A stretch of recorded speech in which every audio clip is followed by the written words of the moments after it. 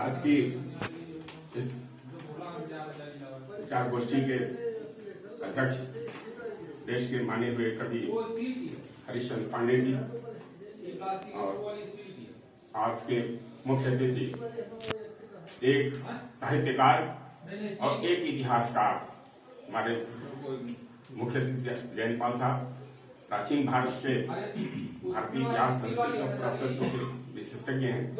सारी दुनिया में घूमे हैं, देखा है उसको। तो इतिहास और साहित्य का जब मेल हो जाता है तो कुछ निर्माण होता है, उससे पूरी नया चिंतन पैदा होता है। और अपने देश में तो आज के बहुत अच्छी बात है कि हम सब लोगों ने जो चाहा था उससे करें। आज हम लोगों के बीच में एक बड़ी सारगर्भित बात हुई है।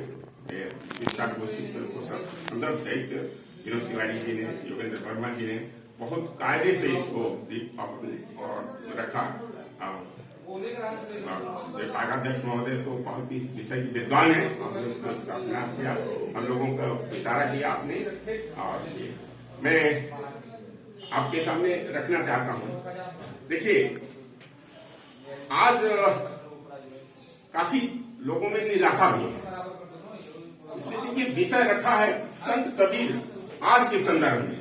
ये विषय चुना आज के संदर्भ में। तो पहली चीज, संत किसे कहते हैं? संत को हिंदी में संत कहते हैं, अंग्रेजी में सेंट कहते हैं। उसको संत की परिभाषा है या संत का को जाना जाता है जिसमें प्रेम और भक्ति का भाव हो, उसी को संत कहा जाता है। प्रेम और भक्ति, प्रेम सारी मानवता से, जीव से भी, और भक्ति मतलब खास करके उस परमात्मा के प्रति। वो मंदिर ये और पाखंड का नहीं, क्योंकि धर्म में इतना पाखंड आ चुका है कि उसने पाखंड ने ही धर्म का रूप ले लिया है। मतलब वो धर्म दब गया है। धर्म तो जीवन का धारण करने का एक तरीका है। जो हम पैदा हुए हैं तो हम एक जीवन को चलाने का तरीका खोजते हैं। यही महाभारत में भी कहा गया है।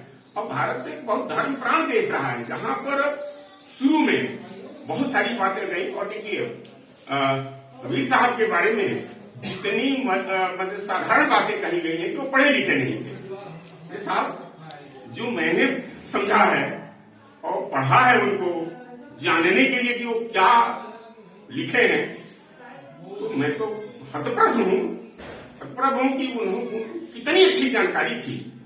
बतलाइए, इस देश का सबसे अधिक साहित्य, विपुल साहित्य, वैदिक साहित्य, उनको बहुत बारीक जानकारी थी। वेदों के बारे में, उपनिषदों के बारे में, ये महाकाव्यों के बारे में, रामायण और महाभारत के बारे में, पुराणों के बारे में, और सारी चीजों को ध्यान में रखते हुए देखिए अवगाहन किया था उन्होंने।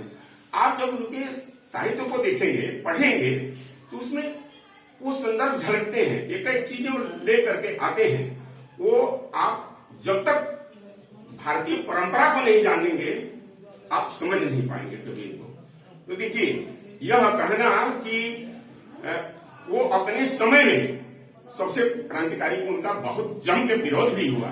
सिकंदर लोधी और वहां उस समय के काजी ने उनको समाप्त कराने का अभियान चलाया, लेकिन हुआ नहीं।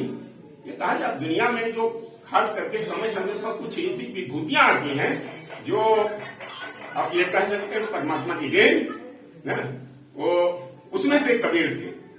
उनका जो कहते थे उसको आचरित भी करते थे, उनका ढोंग का नहीं था। इसलिए उन्होंने जो कुछ लिखा है, और देखिए मैंने बहुत करीब 2 महीने तो इधर लगाया उनका पूरा साहित्य पढ़ने का प्रयास किया कि उन्होंने क्या लिखा है। फिर से एक बार क्योंकि इस पर बोलना था। देखिए, अब संक्षेप में ही बातें रखना चाहूंगा। आप सब लोग बहुत बातें कही गई हैं, तो देखिए यहीं से मैं शुरू करता हूँ। छोटे से उन्हीं की रचना है। वेद कतेब कहूं मत झूठा, झूठा जो न विचारे। देखिए, हमने कहा वेद और कतेब माने कुरान, इसको झूठा मत कहो। झूठा वो है जो उसको विचार पूर्वक नहीं करता है। व्याख्या, इसमें क्या लिखा है, उसकी क्या व्याख्या है, यह जो सही नहीं कर पाता, उस युग के अनुसार नहीं चल पाता। ये इसलिए देखिए, वेद कतेब कहूं मत झूठा, झूठा जो न विचारे। अब देखिए चरित्र का और एक संत की, एक योगी की क्या परिभाषा होती है। सतगांठी को तीन है, साध न माने संग, राम अमली माता रहे, गिरे इंद्र को रंग।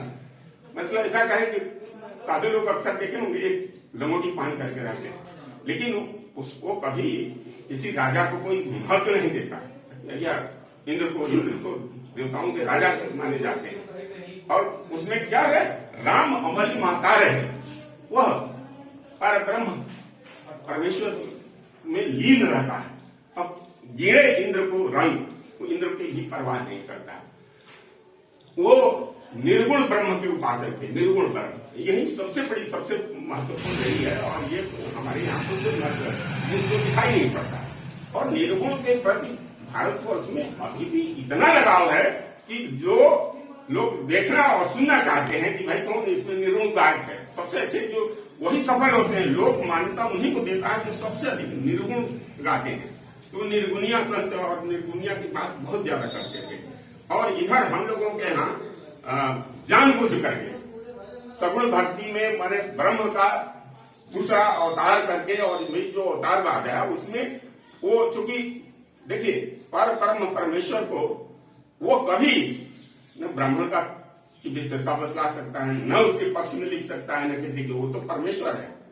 अब हुआ कि भाई ऐसे कुछ लोगों को लाया जाए जो इस युग के अनुसार, जो यहाँ के लोगों की के अनुसार चल सके, इसलिए सगुण के। तो देखिए यही दिक्कत आती है कि उसमें आडम्बर और पाखंड इतना ज्यादा बढ़ जाता है, समाज के खिलाफ बातें लिखी गई हैं, तो वो हमारा अंग। हम लोग एक चीज हम सावधान करेंगे कि हम लोग फिर से, समय की जरूरत है। देखिए अगर हम लोगों ने चेता नहीं और पुरानी बातों को के संदर्भ को समझा नहीं, तो देखिए हम लोग अनजाने में अपने विरोधी पक्ष को, जो इसमें सत्ता में है, उनको बहुत सारी चीजें थाल में सजा कर दे रहे हैं। ध्यान रखें। इसलिए परंपरा में आइए उन मूल बातों को लेकर के चलिए, जिससे हम लोग जो हम स्थापना करना चाहते हैं। तो एक चीज मैं यह कहूंगा,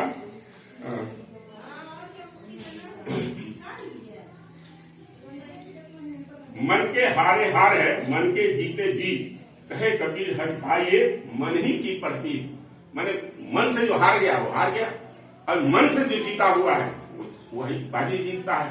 इसलिए मतलब उन मूल्यों के प्रति जो मनुष्य के लिए मूल्य निर्धारित किए गए हैं, उनको जीने का तरीका ढूंढिए। इसीलिए वो हरि की प्रतीक कहते हैं। तो उसमें मन में विश्वास रख करके तब आप चलिए, आपको सफलता मिलेगी। देखिए माया तजी तो क्या भया, मान तजी नहीं यार। आज के संदर्भ में मान बड़े मुनियर गिरे, मान इस सपन को खाए। मतलब माया, धन, वैभव। पता आज बहुत से लोग हैं, मुझसे कहा कि आप इसी देश में थे, अरे हमको क्या, हमारे आगे पीछे कौन है, हम किसके लिए धन दौलत कमाएंगे। लेकिन साहब ये माया तजी तो क्या भया, असली चीज तो वह है मान की, सम्मान की भूख। यही आदमी को पथभ्रष्ट करती है। और यह राजा तो और शासक तो होते ही हैं, बड़े बड़े मुनिजन भी इस पर पथभ्रष्ट हुए हैं। इसलिए वो मना करते हैं कि भैया सम्मान के ज्यादा भूखे न बनो ना, इसलिए अब सावधान रहो। और जरा सा आज के संदर्भ में ही है, और ये तारा मंडल बैठ कर चंद बड़ाई खाए, उदय भया जब सूर्य का, स्यों तारा छिप जाए। कबीर साहब जी कहते हैं कि देखिए चंद्रमा जब उदित होता है तारों का उसका, लेकिन जब सूर्य उदित होता है तो चंद्र भी छिप जाता है। इसी तरह से सिर्फ भैया नेता या कुछ जो अभी जब तक कोई सूर्य उनके सामने आ जाए तो उसके सामने उन्हें छिपना ही पड़ेगा, जैसे चंद्रमा। ये एक सतत चलने वाली प्रक्रिया है। एक पद है, उसको देखिए, उन्हीं का है, कितनी मतलब आज के युग के लिए भी लागू है। ऐसे लोगन सूखा कहिए, ऐसे लोगन सूखा कहिए, जेनर भय भगते न्यारे, तिनके सदा डराते रहिए। आपन देही चरवा पानी, काहिनी नय जिन गंगा रानी, आपन बोले और को बोड़े, आन अगन लगाए मंदिर में सोए, आपन अंधा और पुकाना, इनको देख कबीर डराना। यानी वो कहते हैं ऐसे लोगों से क्या कहा जाए, जो नर भय भगवते न्यारे, जो असली भक्ति है, देशभक्ति है, उसमें ईश्वर की भक्ति और देश की भक्ति में कोई अंतर नहीं है ना। उससे जो अलग हो गए हैं और उनसे कहते हैं कि इनसे सदैव डर के रहिए।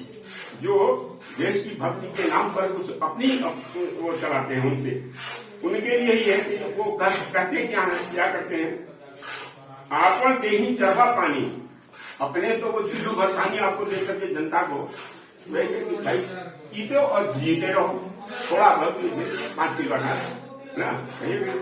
और वो कहते हैं आपन दे ही चरवा पानी, अपने तो सब जनता को ये कहते हैं। ताहि निंदे गंगा यानी, उनकी निंदा करते हैं जिन्होंने इस देश धरती को गंगा लाया। ये परंपरा की बात है, इसलिए मैंने आप तो किसी को चुल्लू भर पानी देते हो और वो जिन्हें गंगा लाया या बड़ी बड़ी स्कीम लाया इस देश में, शुरुआत किया इस देश का निर्माण करने में, उनकी निंदा करते हो। वो आप अंधा और पुकाना, इनको देख कबीर डराना। कहते हैं अपने तो स्वयं अंधे हैं, अंधा मान तो दोनों आंख से, और दूसरे को काना कहते हैं, मैंने एक आंख का वो जो नहीं है उसको काना कहा जाता है। आपन अंधा और पुकाना कहने की एक आदत है, इनको देख कबीर डराना। उन ऐसे लोगों को देख करके डर लगता है, यानी समाज को डरना चाहिए ऐसे लोगों से जो केवल पर निंदा करते हैं, उनकी निंदा करते हैं जिन्होंने इस समाज के लिए उनके, क्योंकि ये समाज पर भी लागू होता है, उतना ही उनकी भक्ति दोनों। देखिए हमने जो समझा है पढ़ने का कि परमेश्वर की भक्ति और देशभक्ति में कोई अंतर नहीं है। जनता ही तो जनार्दन है, कहा गया है जनता ही जनार्दन है, जनार्दन का स्वरूप है। इसलिए जनता की सेवा करने के लिए उतनी ही करिए जितना आप आने के बारे में सोचते हैं। थोड़ी भगत बहुत अहंकारा, ऐसे भक्ता मिले सारा। लोग कहें कबीर गौराना, कबीर को मरम राम भर जाना। तो देख थोड़ी सी भक्ति है, थोड़ा भक्ति है और अहंकार बहुत ज्यादा। भक्ति में अहंकार से लगे हुए लोग कहते हैं कि मैंने ये किया, मैंने सब बनाया। लोग कहें कबीर गौराना, अब जनता कहती है कि कबीर गौराए, विपक्ष की भूमिका अदा करते हैं, मीडिया की तरह से मतलब ये ऐसे करते हैं, गौराए हुए हैं।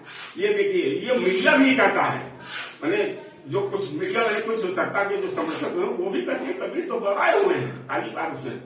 तो वो कबीरदास जी कहते हैं तो इनको देख करके डर लगता है। जो कहते हैं कबीर गौराया है, गौराया कौन है इसका विश्लेषण करो तब समझ में आएगा। तो देखिए ये इतनी महत्वपूर्ण बातें हैं और मैं उनकी बात को एक देखिए वो हर जगह आस्था में उनकी आस्था थी, वो कहीं भी अनास्था की बात नहीं करते हैं हर जगह। लेकिन वो धर्म का जो पाखंड है उस पाखंड के खिलाफ वो कभी न मंदिर जाते थे, न मस्जिद जाते थे, न कभी तीर्थ स्थान में गए, न पूजा न पाठ न किए। उनका विश्वास था निरंकार में, इसलिए उससे और जो भी उनकी रचना है और उससे और खास करके बहुत लोकप्रिय उनकी जो चर्चा अक्सर होता है तो उसको मैं आपके सामने रख रहा हूँ। झीनी झीनी बीनी चदरिया, काहे का ताना काहे का भरनी, कौन तार से बीनी चदरिया।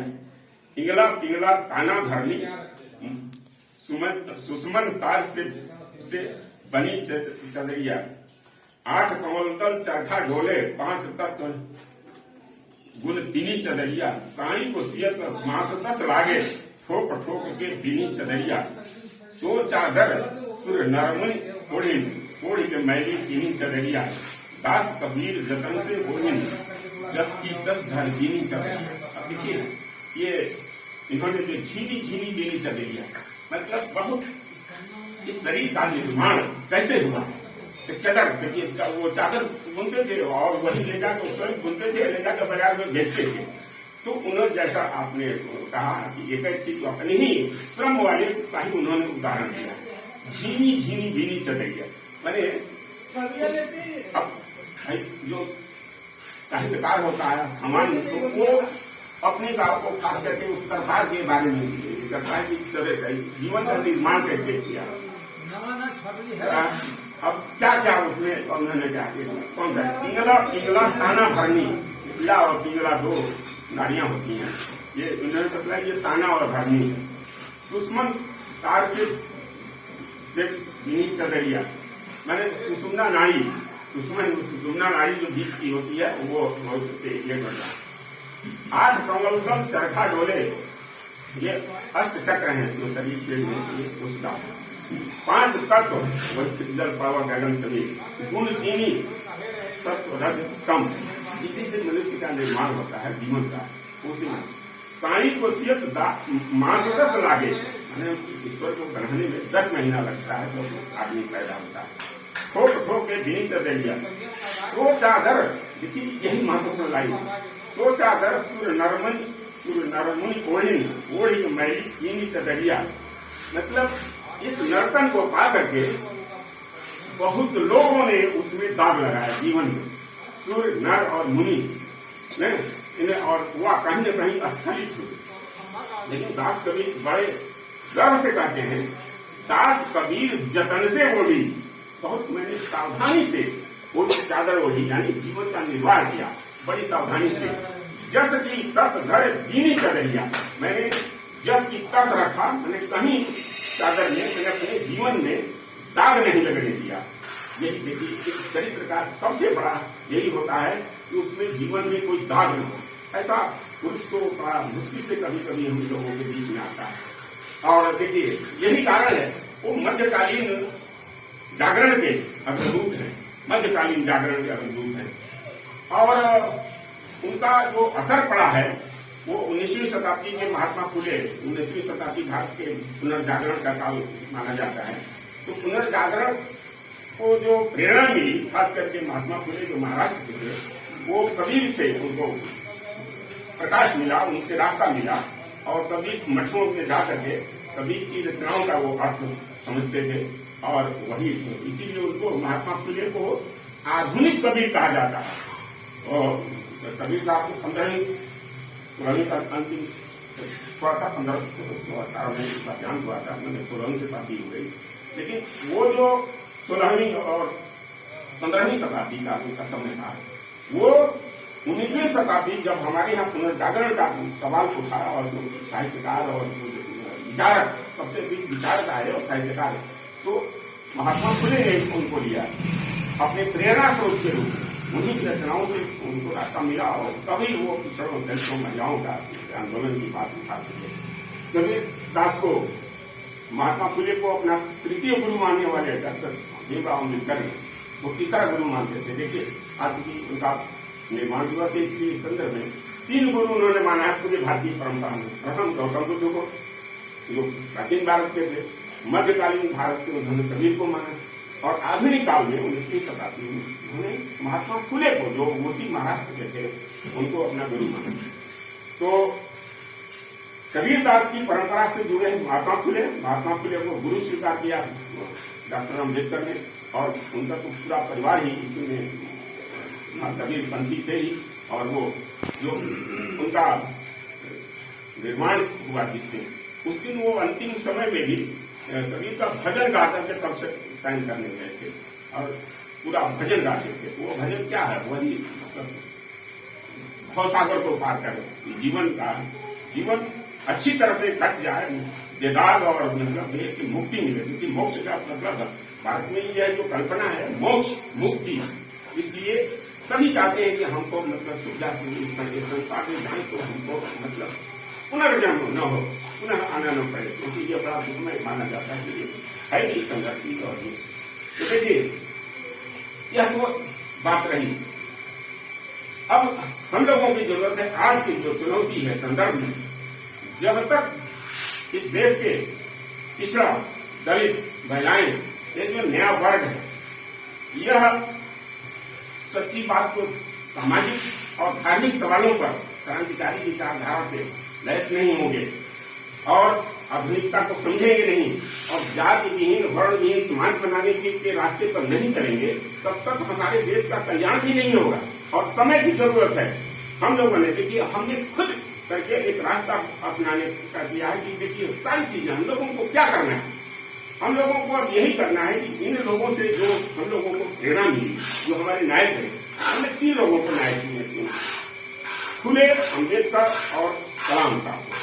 फुले, अम्बेडकर और कलाम को अब प्राचीन भारत में तो हर एजुकेशन से तो सारी मतलब बौद्धिक चीजें आई है ना। कबीर ने भी उनको कहा है, जगत गुरु उन्होंने भी स्वीकार किया है। जगत गुरु भारत में पहली एकमात्र कृष्ण है जिनको जगत गुरु कहा गया। जगत गुरु जो तो उन्होंने खुद गीता में बहुत सारी बातें हैं जो मानवता के कल्याण के लिए, मानवता को रास्ता दिखाने वाली है, वो खुद भी उन्होंने कहा। तो हम लोग जब तक इस रास्ते पर चल करके और एक नए भारत की बात नहीं करेंगे और तब तक यह देश कभी आजाद के लिए कहने के लिए हम लोग आजाद हैं, लेकिन आजादी की बर्बादी, भ्रष्टाचार कदम कदम पर, और ये जिधर देखिए वहीं मानवता के खिलाफ इतना जहर उगला जा रहा है। वो जो मानवता के धर्म यही कहता है, धर्म तो बाध्यता है ना, धर्म जो बाध्यते धर्मम न सधर्म, वही जो मतलब ये जो धर्म जो दूसरे धर्म में बाधा पहुंचाता है वह धर्म नहीं है। ये हमारे ये मान्यता है। इसलिए इन सभी सवालों को का सामना करते हुए, और जब देखिए आप जब आएंगे नया समाज में आंदोलन चलेगा, तो सबसे पहले आपको टकराना पड़ेगा धार्मिक सवालों पर, और धार्मिक सवालों पर बहुत ही संजीदा होकर के जानने की जरूरत पड़ेगी कि कबीर ने क्या कहा है, कबीर ने क्या किया था अपने समय में अपना आंदोलन करने के लिए। तो चलेंगे हम लोगों के सामने अब ये है कि अगला हम लोगों को क्या कौन सी लड़ाई लड़नी है। यह स्वरूप निर्धारित करना है कि हमें विकसित भारत बनाना है। विकसित भारत ना वो उसी रास्ते पर बनेगा जब हम फुले, अम्बेडकर और कलाम को समझेंगे। यह 3 व्यक्ति ऐसे हैं जिन्हें के रास्ते पर, बतलाए हुए रास्ते पर चल करके हम लोग और पूरा समाज सबको आना पड़ेगा, और टाइम बाउंड प्रोग्राम हम लोगों को लेना पड़ेगा। निश्चित रूप से कबीर और फुले, अम्बेडकर और कलाम को लेकर के, बातों को लेकर के हम जो आगे बढ़ेंगे तो ये समाज में नया संदेश जाएगा, एक नया ध्रुवीकरण होगा, और उससे जो समाज बनेगा, समाज में परिवर्तन होगा और विकसित भारत का सपना पूरा होगा, हम लोगों के जीते जी ही होगा। बहुत बहुत धन्यवाद।